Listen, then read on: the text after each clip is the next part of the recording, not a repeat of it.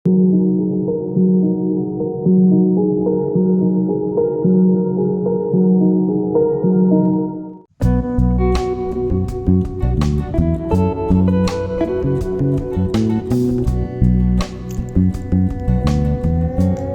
మిరప తోట.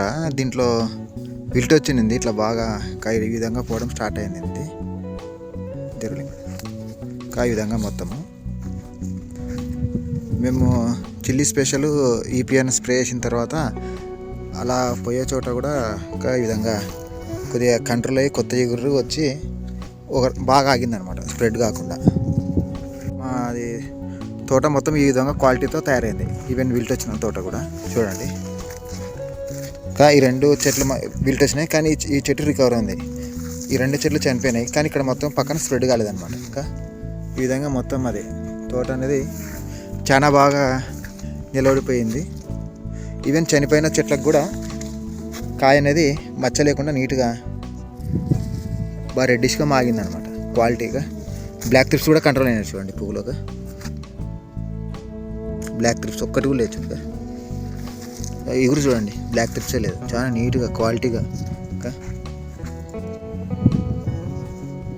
ఎంత నీట్గా వచ్చేసింది చూడండి. ఇంకా ఒకసారి కాయ చూడండి ఎంత క్వాలిటీ వచ్చేసింది.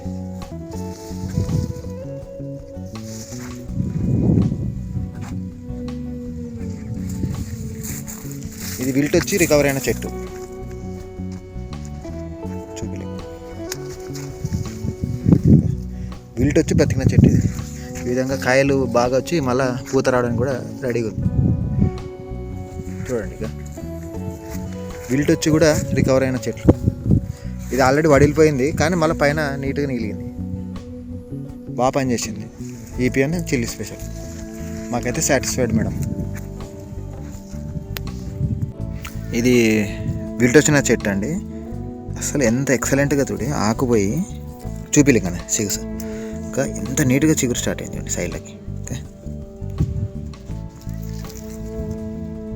మొత్తం అంతా చనిపోయిన చెట్టు, మొత్తం చనిపోయిన చెట్టు ఇది. ఇక్కడ మొత్తం 4 చెట్లు పోయి ఉంటే ఇదొక్క చెట్టు డ్యామేజ్ ఉంది. మళ్ళీ ఈ 2 చెట్లు కూడా బతికినది అండి. ఓకే ఓకే, ఇంత నీట్గా అసలు కంట్రోల్ అయింది చూడండి చెట్లు. ఓకే,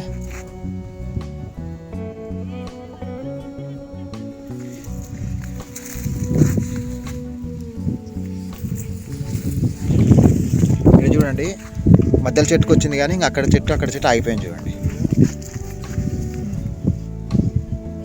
సూపర్ రిజల్ట్ వచ్చిందండి.